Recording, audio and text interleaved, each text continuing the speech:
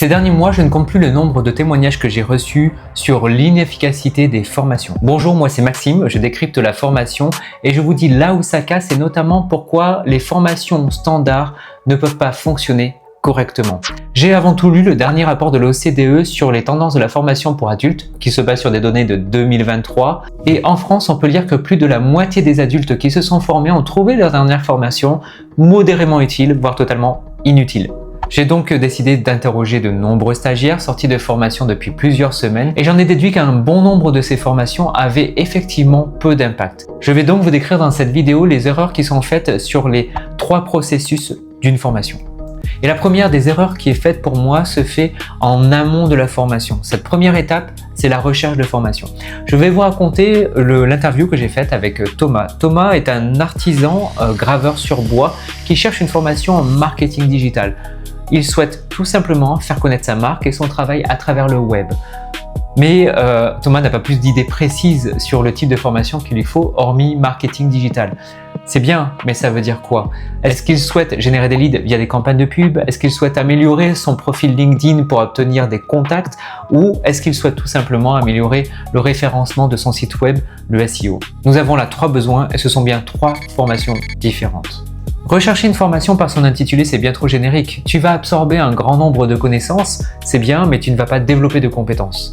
Et je vais faire l'essai tout de suite, je vais rechercher une formation en marketing digital sur Google. Et je vois que l'on n'est absolument pas en manque de résultats. Alors je vous ai reproduit ici un site web en tout point, c'est un organisme de formation qui vend notamment ce type de formation en marketing digital. Et moi, tout de suite, ce qui m'interpelle, ce sont ces boutons jaunes qui nous donnent envie tout de suite de cliquer dessus, c'est ce que l'on appelle des CTA, des Call to Action. Sur ces 2 Call to Action, sur ces 2 boutons, vous allez laisser vos coordonnées, votre mail, votre numéro de téléphone. Pour l'organisme de formation, vous êtes un prospect à ce moment-là. Ce sont bien les premiers éléments visibles que l'on a sur ce site. On est là dans une logique de vente, pas dans une logique de conseil. Si je vais voir l'objectif de la formation, il est extrêmement détaillé.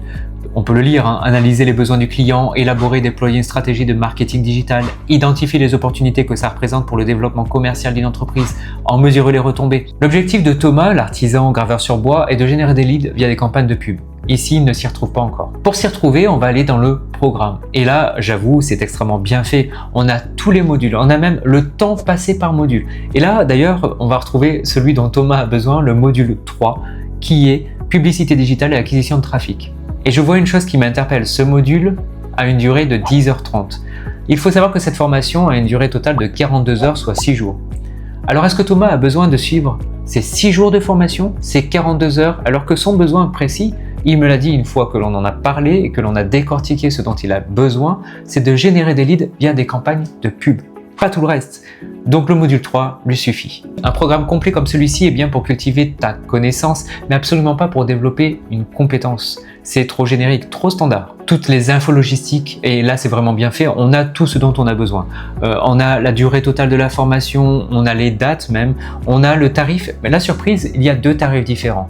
Alors la logique est assez simple. Il y a 2 raisons pour lesquelles le tarif d'entreprise est plus élevé. Le premier, c'est que l'entreprise a généralement plus de budget pour payer une formation, même si c'est le tarif par salarié qui va suivre cette formation, mais également parce que l'entreprise a des aides au financement de sa formation via les opérateurs de compétences que l'on appelle les OPCO. Et le deuxième tarif est celui du particulier. Et là, c'est malin parce qu'il est moins élevé. Pourquoi? Parce qu'un particulier est souvent un salarié ou un ancien salarié qui a cotisé, qui a un portefeuille CPF, compte personnel de formation, et lorsqu'il est à son maximum, ce portefeuille est de 3 000 €. Donc on le voit ici, cette formation ne va laisser qu'un reste à charge, si l'on ne prend pas le ticket modérateur du CPF, de 900 €. Tous ces systèmes sont faits pour te donner envie de passer à l'action et d'acheter cette formation. Alors un détail m'intrigue et j'irais presque me fait plaisir. Nous avons ici le nom et le prénom du coordinateur pédagogique. Alors qu'est-ce qu'un coordinateur pédagogique? Parce que cet intitulé est rassurant.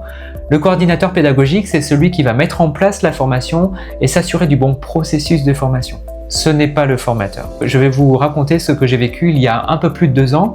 lorsque je cherchais une formation en référencement web, je souhaitais améliorer mes connaissances sur le SEO. À l'époque, j'étais sur un site comme celui-ci et j'ai cliqué sur l'un des boutons pour pouvoir être rappelé et avoir des informations. J'ai été rappelé dans l'heure. Le coordinateur pédagogique m'a raconté le contenu de la formation, le programme. Manque de peau, je sais lire moi aussi. Par contre, j'avais plein de questions. J'en avais 8 exactement. Il n'a jamais réussi à répondre à mes 8 questions. Et à chaque fois, il m'a répondu que cette formation était dans tous les cas très bien. Alors, je le dis, j'ai mis fin à la conversation, j'ai vite raccroché parce que pour une formation à 4 000 €, je trouve que l'information était beaucoup trop légère. Est-ce qu'une formation standard comme celle-ci permet d'avoir le bagage nécessaire pour développer une compétence? Pour moi, se former, c'est bien le but. Développer une compétence, apprendre quelque chose que l'on va pouvoir réutiliser rapidement dans son quotidien. Pour en terminer sur le décryptage de ce site d'organisme de formation, je vais aller sur les avis. Les avis, pour moi, c'est intéressant. Le premier, effectivement, c'est que vous avez toujours des avis bien notés, de bons avis. Évidemment, personne ne va mettre de mauvais avis en avant. Et comment sont recueillis les avis? Eh bien, les avis sont toujours recueillis en fin de formation. Si tu t'es formé dernièrement, on t'a probablement passé un questionnaire à remplir assez rapidement sur le déroulé de ta formation, est-ce que ça a répondu à ton objectif, etc. Mais que vas-tu toi noter à ce moment-là? Eh bien, tu vas noter le ressenti que tu as eu durant cette formation. Peut-être le lien que tu as eu avec ton formateur, si c'était sympa, peut-être avec les autres apprenants, les autres stagiaires. Tu ne vas jamais réellement noter plusieurs semaines après si cette formation a eu un impact pour toi. Tu vas avoir un avis à chaud. Un avis à chaud, ça ne va pas te servir pour choisir une formation. Alors, est-ce important de savoir si les anciens stagiaires ont passé un bon moment durant leur formation ou s'ils ont transformé une connaissance en compétence par la suite dans leur vie professionnelle? On vient de le voir, la recherche de formation est un élément principal dans la formation. Le deuxième processus où je décrypte des erreurs se situe durant le commencement de la formation. Je ne sais pas toi, mais à chaque fois que j'ai démarré une formation, j'ai rencontré mon formateur que le jour de la formation. Et là, Houston, il y a un problème. Se former, je le rappelle, c'est passer du temps à être exposé à du contenu, essayer de comprendre, de faire des erreurs, de s'exercer, de recommencer, tout ça pour acquérir une connaissance et une compétence. Je sais pas toi, mais moi, un formateur, par exemple, trop professoral, ça va me bloquer. Pour d'autres personnes, ça va très bien fonctionner. Si un formateur me propose d'apprendre via le jeu, eh bien, pour moi, je suis complètement perdu. Ce n'est pas ma manière d'apprendre. On a tous une manière différente d'apprendre. Et chaque formateur a aussi sa méthode pédagogique qui n'est peut-être pas la tienne. Donc, si ça ne fonctionne pas, dès le début, la formation aura probablement peu d'impact. Et j'ai même certains professionnels de la formation qui m'ont dit que le problème venait des stagiaires qui ne restaient pas concentrés, qui regardaient leurs notifications, qui s'endormaient pendant les cours. Bref, ça se résumait à « mettez-vous au travail sans rêvasser ». Mais moi, je me suis plutôt penché sur le pourquoi certains rêvassent durant leur formation. Et il y a différentes raisons à ça. La première, lorsque la formation n'a pas été choisie par le stagiaire, on ne peut pas apprendre et se sentir engagé alors qu'on a été obligé de suivre une formation.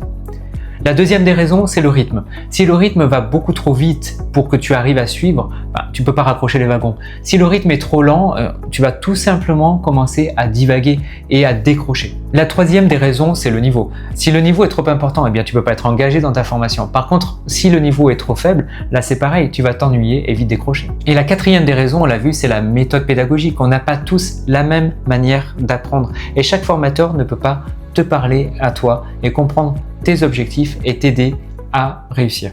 La rencontre et les échanges avec son formateur sont l'élément principal pour réussir une formation. Nous l'avons vu, pour qu'une formation ait de l'impact, il faut que ça fonctionne en amont de la formation, durant la recherche, pendant la formation et même gérer les premières heures avec un formateur que l'on souhaite aussi avoir dans son accompagnement. Et enfin, le troisième processus, c'est après la formation. C'est ce que l'on appelle le rappel.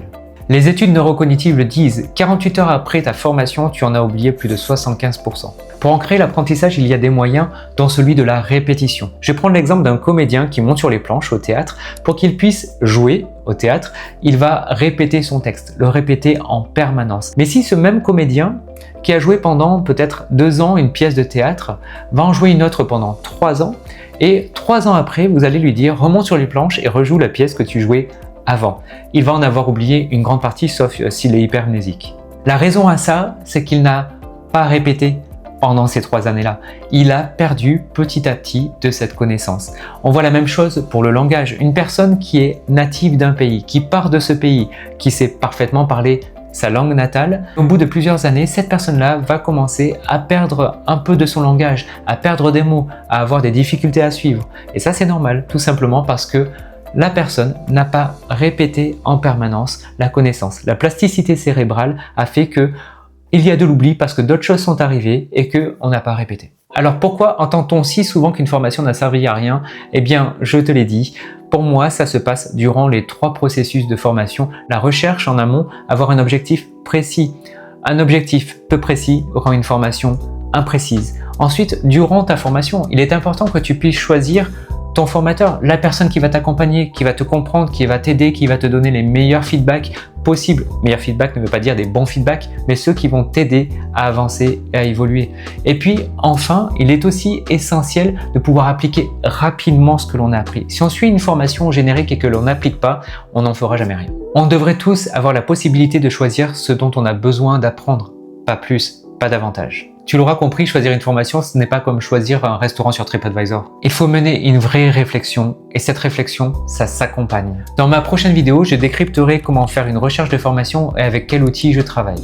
En attendant, tu peux télécharger mon e-book gratuit sur la manière de mieux rechercher sa formation. Il est en commentaire de cette vidéo. Petite idée, abonne-toi à ma chaîne pour voir la suite.